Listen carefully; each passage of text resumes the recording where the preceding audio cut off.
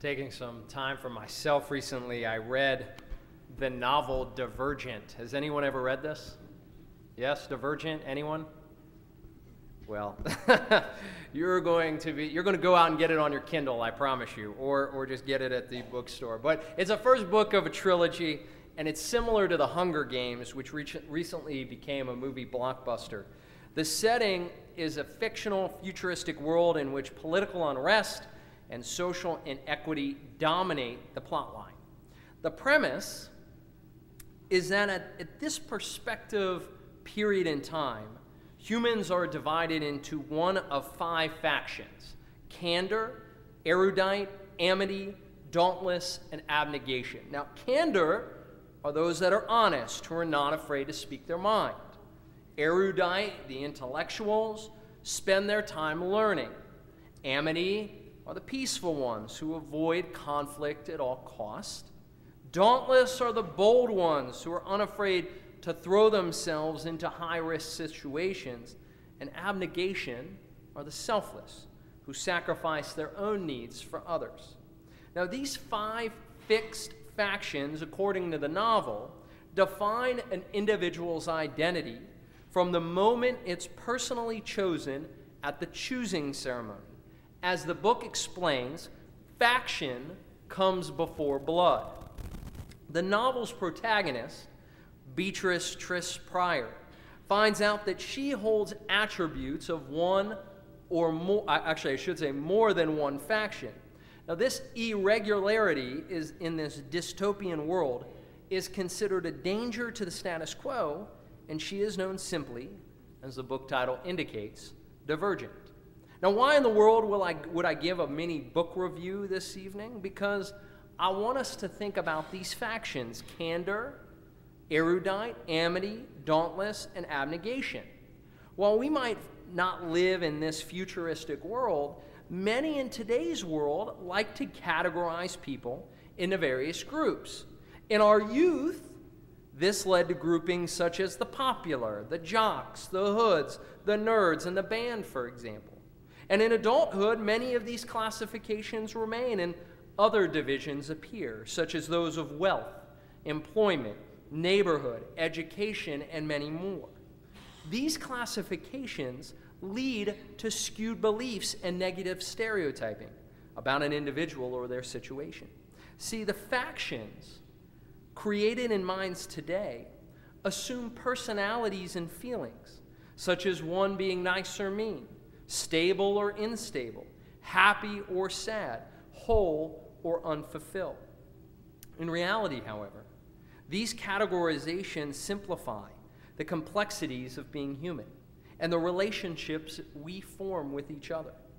When we move away from this classification system and personally welcome our divergent tendencies, the moving between many groups, we can become more accepting of others. Now, our Torah portion, Ki Titzeh, this week, focuses on the creation of camps and groups. Within the text, we learn, V'haya machanecha kadosh velo yir'eh v'cha ervat davar v'shav me'acharecha. Let your camp be holy. Do not let God find anything unseemly among you, and turn away from you. In opening with the Hebrew words, V'haya machanecha kodesh, let your camp be holy, we discover that groups we form and factions we create can be a virtuous endeavor. Yet it's within the following words: Velo yir'eh v'cha, ervat davar. Do not let God find anything unseemly among you, that we learn what constitutes a corrupt group. Now, how is this the case?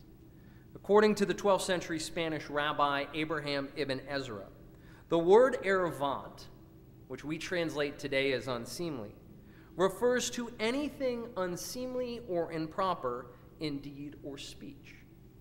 Defining unseemly further, Rabbi Joseph H. Hertz, the chief rabbi of the United Kingdom in the first half of the 20th century, states an unseemly thing is anything that one would be ashamed of. For the camp to be holy, otherwise there is no place for God. In both Ibn Ezra's and Hertz's comments, A group's holiness is connected to the individual and the group's behaviors.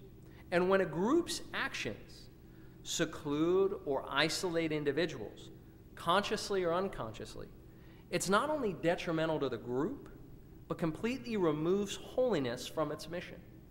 In thinking about this, then, how can we make our communities, our groups, and even our temple a more accepting and a more holy place? As creatures of habit, many become comfortable within their groups, their friendships, their neighbors, and their religious communities. Now, when content with people or situations, the introduction of new people or circumstances that can be unwanted or undesirable. It might not be a conscious decision on our part to disregard or tune out another person's presence, but rather it tends to be because one is wrapped within one's own world and the serenity and completeness one feels in their own group. In this state of mind, many forget what it's like to be a new person, to be fearful of being accepted, to be worried about the stresses of a move or a new experience. Thus, when new individuals might move to town, maybe next door, or the chair beside us, it can be easy to ignore the person or turn aside. Yet this is exactly what makes a group ervant, unseemly and unholy.